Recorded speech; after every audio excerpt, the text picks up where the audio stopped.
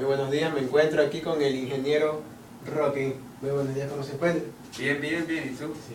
Bienvenido. Quisiera que nos responda unas ciertas preguntas que le vamos a hacer sobre el Ecuador antiguo, ¿no? Sí, ok. Ok, comenzamos.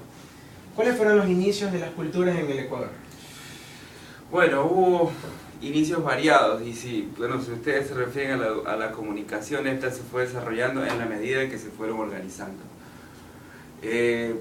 Por ejemplo, aquí en este museo tenemos con la cultura de Las Vegas, cómo inician con la agricultura, por ejemplo, y esto hace que inicie su organización también, si se quiere, comunitaria, para no decir social, y con esto obviamente va a desarrollarse la comunicación entre ellos.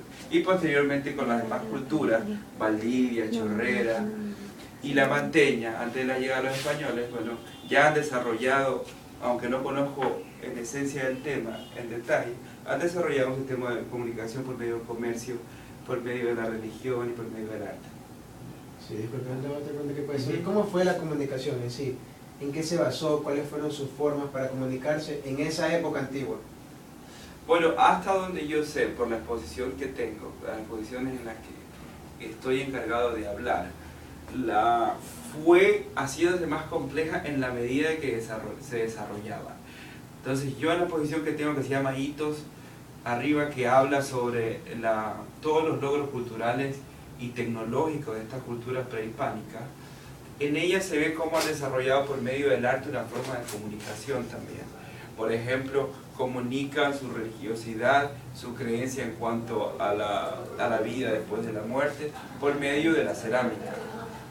Los figurines de Valdivia, por ejemplo, una forma de comunicar que ellos creen que la fertilidad es un elemento tan importante, inclusive divino, por ejemplo, de las mujeres.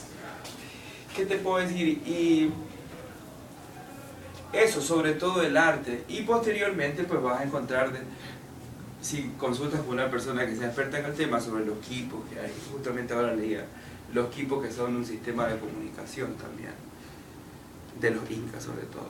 Esto ya al final. Sí.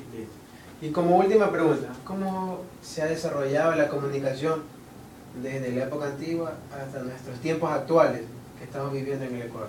Bueno, es básicamente lo mismo que te estaba contando, la pregunta. Entonces, se desarrolló de manera, si se quiere,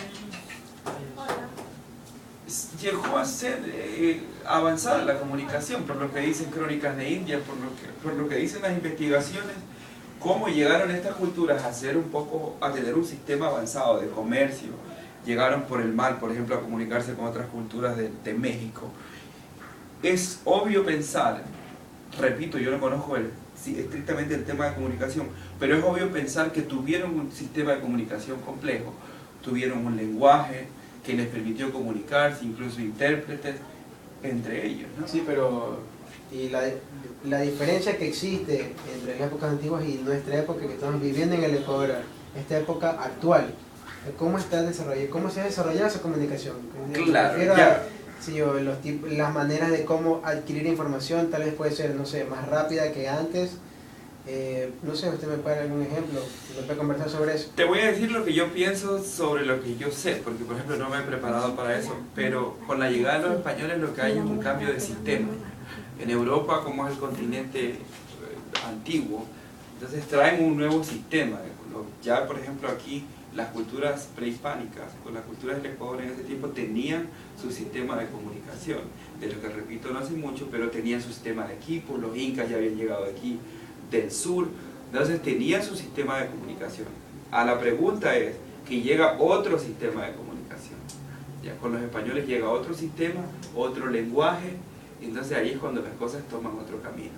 Obviamente que con el tiempo, como seres humanos, ¿no?, tendemos a evolucionar, entonces en 2 años posiblemente los sistemas comunicacionales del Ecuador también van a ser mejores.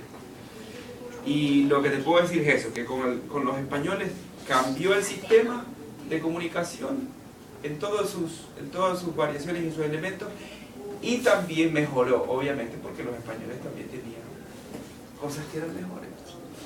Ahora, esto más a nivel personal te cuento, pero creo que está enrumbado en cómo se dieron los hechos.